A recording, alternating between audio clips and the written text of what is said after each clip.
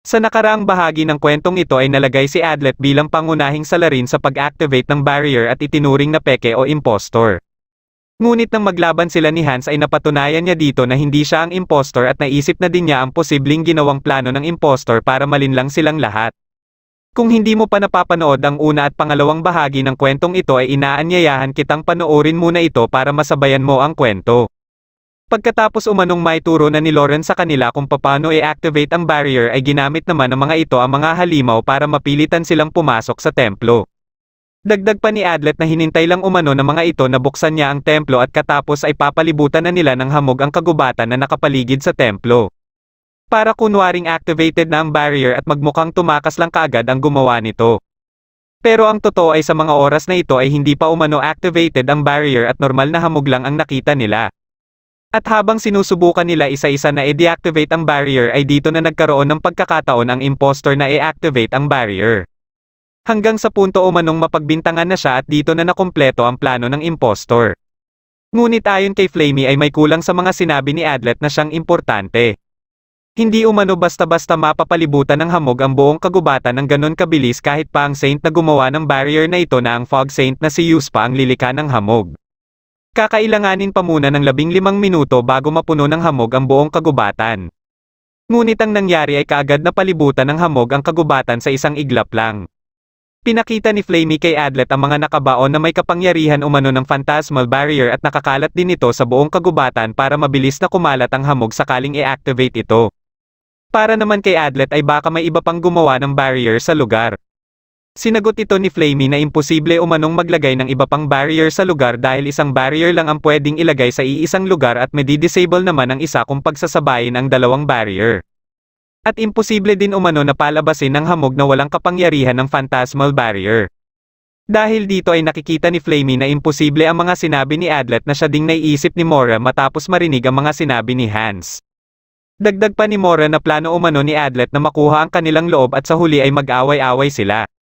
May balak na sana si Flamey na iligpit si Adlet ngunit ayon kay Adlet ay kung mamatay na siya ay siguradong si Flamey ang isusunod ng impostor at isisisi lahat sa kanya. Hanggat buhay pa umano siya ay walang sino mang magsususpecha kay Flamey. Palis na sana si Adlet ngunit pinigilan siya ni Flamey. Tinanong ni Flamey si Adlet kung bakit pinoprotektahan siya nito at kahit kailan hindi ito nagsuspecha sa kanya. Sumagot si Adlet na gusto na umano niya si Flamey at simula nang makita niya ito ay naramdaman na niya umano ito. Nasasaktan umano siya kapag nasasaktan din si Flamey. Batay sa mga sinagot ni Adlet ay sigurado na umano si Flamey na kalaban niya si Adlet kaya binaril niya ito. Narinig naman ng ibang Six Braves ang mga putok ng baril at kaagad na kumilos sila na Chetanya at Goldov. Inilabas naman ni Mora ang kanyang kapangyarihan at gamit ito ay ipinaalam niya kay Chetanya, Goldov at Flamey na kritikal umano ang kalagayan ni Hans dahil sa ginawa ni Adlet sa kanya at kaagad umanong iligpit si Adlet dahil siya ang impostor. Nilapitan kaagad ni Hans si Mora ngunit pinakilos naman ni Chomo ang kanyang mga alaga para pigilan si Hans. Hindi na tumigil sa pag-atake si Flamey kay Adlet matapos niyang marinig ang mga sinabi ni Mora. Gamit ang kapangyarihan niya ay pinakita niya sa ibang Six Braves ang kinaroroonan nila ni Adlet. Nagpatuloy sa pag-atake si Flamey kay Adlet hanggang sa dumating si Mora na kaagad ding inatake si Adlet. Si Mora naman ang umaatake kay Adlet habang binaback up pa naman siya ni Flamey. Matapos magpausok ni Adlet ay nakita nila itong nakatayo at aatakihin na sana siya ni Mora nang biglang nagpaputok si Flamey dahil sumuko na umano si Adlet. Pagkaluhod ni Adlet ay sinabi niya na papatunayan niya umano na hindi si Flamey ang peke. Kumuha ito ng gamot at humingi kay Flamey ng bala katapos ay inisprayhan niya ito. Nagkukulay pula umano ang isang bagay na hinawakan ng halimaw matapos sprayhan ito. Ginawa niya din ito sa altar at hindi ito nagpula kaya siguradong hindi ito nahawakan ni Flamey na isang kalahating halimaw at alam din umano ito ni Hans. Sinugod pa rin ni Mora si Adlet ngunit binaril naman siya ni Flamey. Susubukan ulit na umatake si Mora at nagbitaw na si Flamey ng pampasabog kaya nakatakbo si Adlet at isinama niya si Flamey. Hinarang naman sila ni Chetanya at Goldov na kaagad silang inatake. Paulit-ulit na umatake si Flamey para iligpit si Adlet at tumulong na din si Goldov habang tinutulungan naman ni Flamey si Adlet. Hinagisa ni Flamey silang tatlo ng pampasabog at pinatakbo niya si Adlet. Hinabol naman ni Chetanya si Adlet at dahil dito naiwan si Flamey para labanan si Goldov at Mora. Pagkadating ni Adlet sa templo ay sinubukan niyang tawagin si Hans ngunit hindi ito sumasagot. Hanggang sa dumating na si Chetanya at kaagad din siyang inatake. Patuloy na inatake ni Nachetanya si Adlet hanggang sa dumami na ang natamo nitong sugat dahilan para mahirapan na itong kumilos pa. Nang ililigpit na sana ni Nachetanya si Adlet ay napigilan pa niya ito at sinipa si Nachetanya. Pagkadating ni Goldov ay dali-dali namang umalis si Adlet ngunit nahabol naman siya kaagad nito. Inatake niya si Adlet at napunta sila sa lugar kung saan nakalaban nila ang mga halimaw bago sila mapunta sa templo. Dumating din sila Mora at sinabihan si Goldov na iligpit na si Adlet. Gusto naman ni Goldov na makakuha muna ng impormasyon kay Adlet bago nila ito iligpit. Nagulat si Nachetanya nang makita niyang papalapit sila Hans at Chomo. Dito na humingi ng tawad at napaamen si Mora sa kanyang pagsisinungaling. Sinabi ulit ni Adlet ang nauna niyang kutob na na-activate lang umano ang barrier pagkatapos niyang makapasok sa templo. Imposible umano ito ayon naman kay Mora dahil hindi ito kaagad magagawa ng Saint of Fog.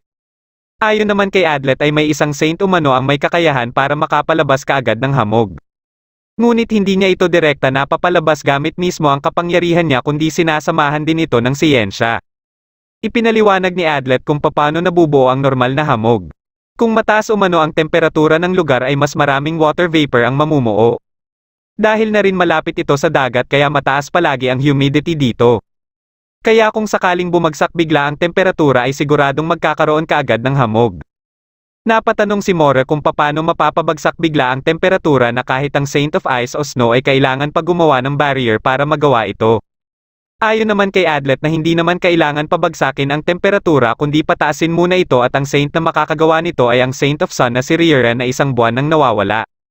Posible na kinuha ng mga halimaw si Riera para puwersahin na pataasin ang temperatura ng kagubatan dahil siguro ginawang hostage ang mga kamag-anak ni Riera o ano paman. Kaya pagkadating nila sa kagubatan at sa paligid nito ay sobrang init. At kung mapapansin din sa fortress ay nagmistula itong inatake ng mga halimaw at nakaligtas lang sila Loren o sadyang tinutulungan na nila ang mga halimaw sa una pa lang at binigyan ng maling impormasyon ng mga Six Braves sa pag-activate ng barrier.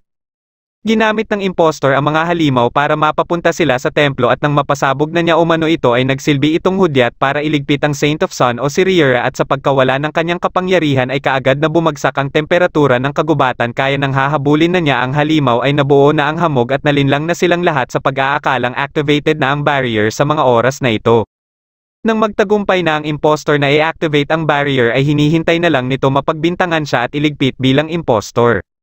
Ang tanong naman ngayon ay kung saan itinago ng mga halimaw ang katawan ni Riera.